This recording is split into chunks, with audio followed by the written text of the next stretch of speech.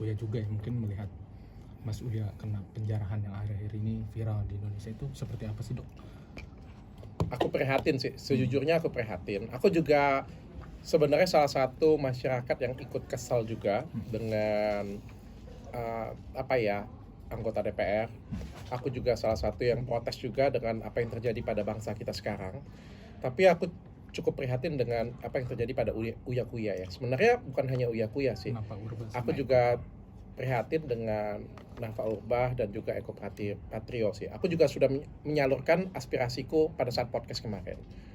Kalau dibilang mereka salah, mungkin mereka salah karena mereka joget di saat masyarakat lagi susah. Tapi kan mereka bukan koruptor ya, tidak mencuri uang masyarakat, tidak terbukti mengambil uang masyarakat. Menurutku ya nggak pantas untuk sampai dijarah. Kalau mungkin mereka kesel, nggak dipilih lagi ya itu hak masyarakat. Tapi kan kalau dijarah itu kan sungguh aku benar-benar nggak sependapat lah tentang menjarah seperti itu punya. Kalau misalnya ada koruptor nanti ke depan terbukti bersalah kalian jarah, aku setuju. Ya kalau misalnya memang hukum nggak bisa menegakkan itu, hukum nggak bisa rampas aset mereka, kalian mau jarah silakan. Tapi aku pikir kalau Uya Kuya kan ya artis ya, aku ngomong ya. Dan dia baru aja jadi anggota DPR sebelumnya. Dan kalau kita lihat di sebelumnya, sebenarnya Uya Kuya banyak banget melakukan kebaikan ya. Aku tuh temenan dengan Uya Kuya, jadi aku tahu banget dia nyelamatin TKW, melalui podcastnya sudah banyak bantu orang. Mungkin orang kan ada kelebihan, ada kekurangan. Mungkin ada kesalahan dia, ada kekurangan dia. Tapi menurutku nggak pantas sampai seperti itu. Itu kan keduanya antara Eko sama Uya sendiri kan sudah mengklarifikasi, Dok, yang terkait joget-joget itu kan bukan untuk di atas penderitaan masyarakat, mungkin bisa dibilang spontan lah, mungkin karena ada musik di situ gitu. Mungkin menurut dokter sendiri terkait klarifikasi itu seperti apa sih, Dok? Ini pelajaran untuk masyarakat Indonesia juga menurutku ya.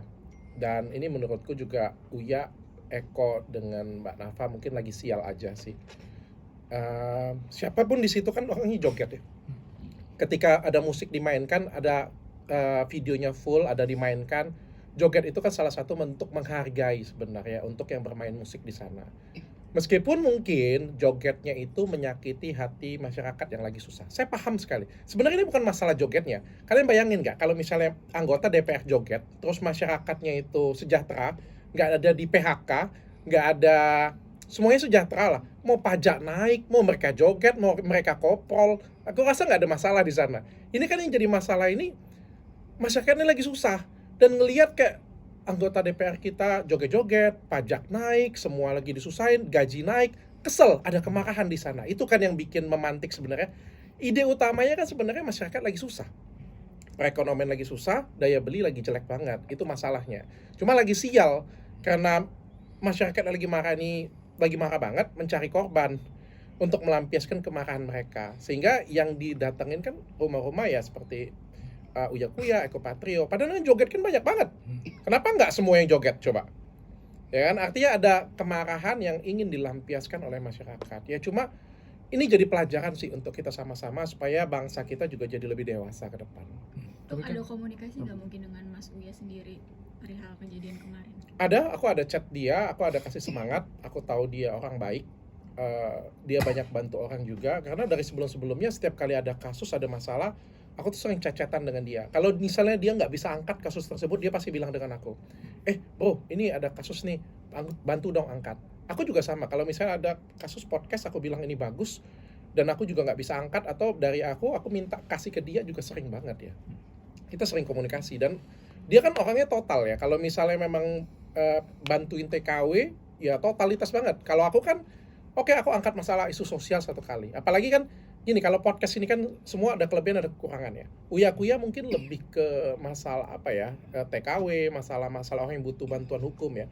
Kalau saya kan mungkin lebih ke isu sosial ya, perceraian, apa-apa yang lagi viral ya. Dan aku pikir Uya Kuya banyak bantu orang sih, banyak bantu masyarakat sih, sangat disayangkan sekali. Tapi Dok, ada yang speak up juga, ibu-ibu yang katanya udah diundang podcast tapi nggak tayang, terus nggak dikasih ongkos pulang juga. Saya pikir itu bisa terjadi pada siapa saja. Saya juga bisa melakukan itu. Bang Denny Sumargo juga mungkin. Ya namanya kita podcast ini kan melayani ratusan orang ya dalam 1 tahun ya. Bertahun-tahun. Nggak mungkin semua orang itu bahagia dengan kita. mungkin ada yang kurang bahagia, ada yang kurang puas. Ya kan kita nggak bisa nilai itu pada satu atau dua orang ya, tapi kita ngelihatnya secara keseluruhan. Nah ini kan Uya sendiri mengaku sudah ikhlas ya dok, tapi yang jadi permasalahan itu kucingnya sampai dibawa juga dok. Dia minta dibalikin katanya. Ya yang saya tahu Mas Uya pencinta kucing ya. Aduh aku nggak kebayang sih. Aku nonton juga sih pada waktu itu live. Aku nggak benar-benar nggak kebayang deh. Aku harap ini menjadi pelajaran lah untuk kita sama-sama. Tapi dukungan seperti apa sih dok yang dikasih dokter buat Mas Uya sendiri? Aku ada chat doang, kasih tahu dia, aku kasih semangat, aku tahu dia orang baik dah, gitu aja. Dia bales chatnya, udah sampai di situ aja. Tapi lihat demo nih dok, sampai menjarah ke fasilitas umum, mungkin berawal dari meninggalnya Avan ya dok, terkait itu gimana dok melihat situasi seperti itu? Tentang demonya aku sangat setuju.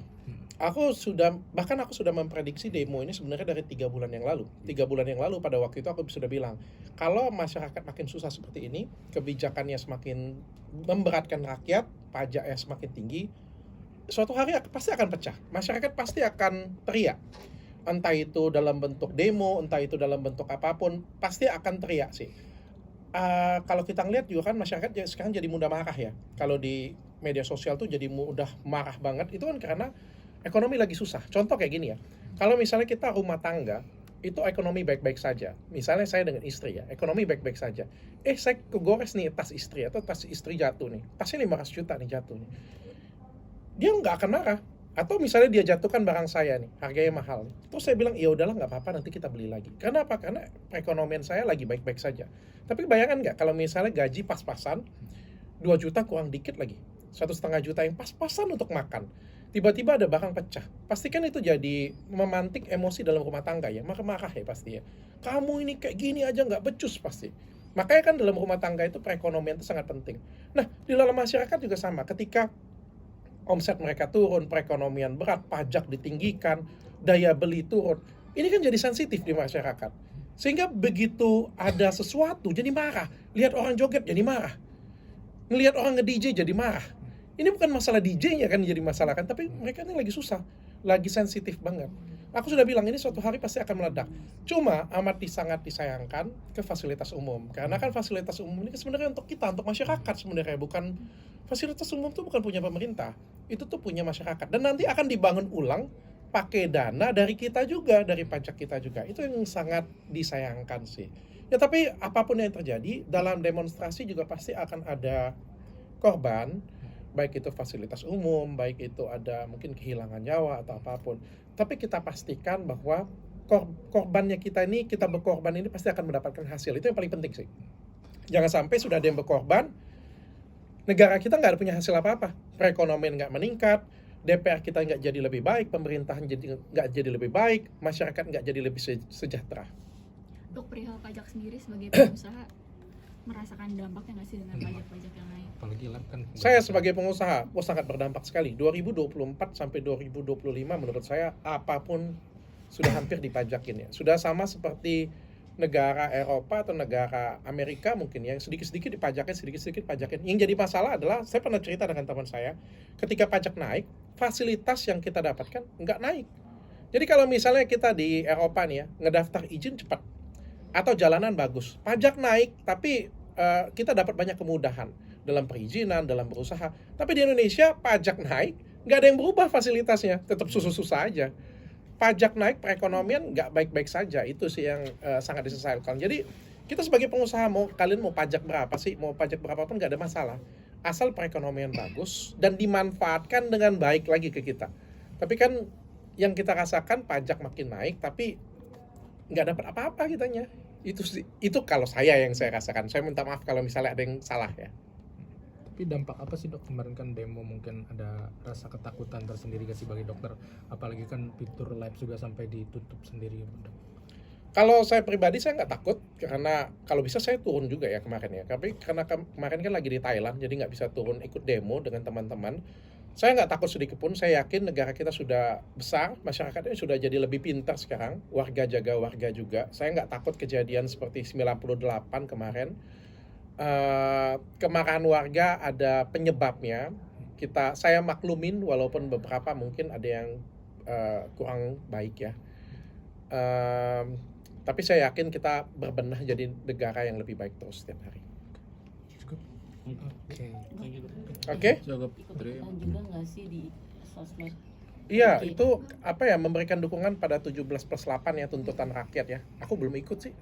Dan menurut aku bukan cuma pink hijau ya, aku juga sudah memberikan suaraku baik di media sosialku ataupun juga di YouTubeku sudah aku angkat semuanya kok. Bagiku cukup kok. Ya kalau misalnya memang nanti ada waktu dan dikasih kesempatan, aku akan juga memberi suaraku di jalanan juga nanti. Dok, tapi untuk DPR yang sudah menemui mahasiswa, tanggapan dokter melihatnya seperti apa? Bagus dong, itu yang harusnya sebenarnya dilakukan dari awal. Ya, anggota DPR harus terbuka dan harus menemuin rakyatnya. Masyarakat kita juga harus, ini bukan komplainnya cuma untuk anggota DPR, untuk masyarakat kita juga.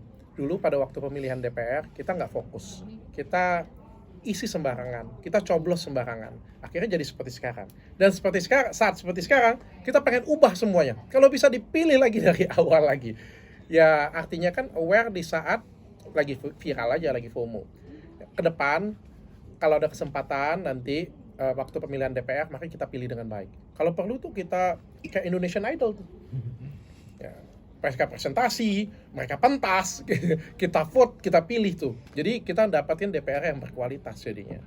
Oke dok, pro kontra juga terkait Salsa yang tinggal di Denmark yang dianggap atau diduga sebagai buzzer.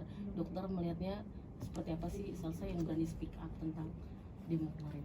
Saya nggak kenal orangnya, saya juga pernah DM untuk berkomunikasi. Sempat ajak podcast juga, tapi belum mendapatkan jawaban. Mungkin banyak banget yang DM dia juga. Aku no comment tentang di sana, tapi aku menghargai semangat dia. Aku menghargai tuntutan-tuntutannya. Dia mau Indonesia jadi lebih baik. Jadi menurutku sih oke-oke aja sih. Sejauh ini oke sih. Makasih Dari dok. pra-peradilan itu gimana dok? Peradilan, aku ngikut pengacaraku aja. Pengacaraku ngomong apa, aku ikut aja. Nanti tunggu aja endingnya. Kan semua orang kan ada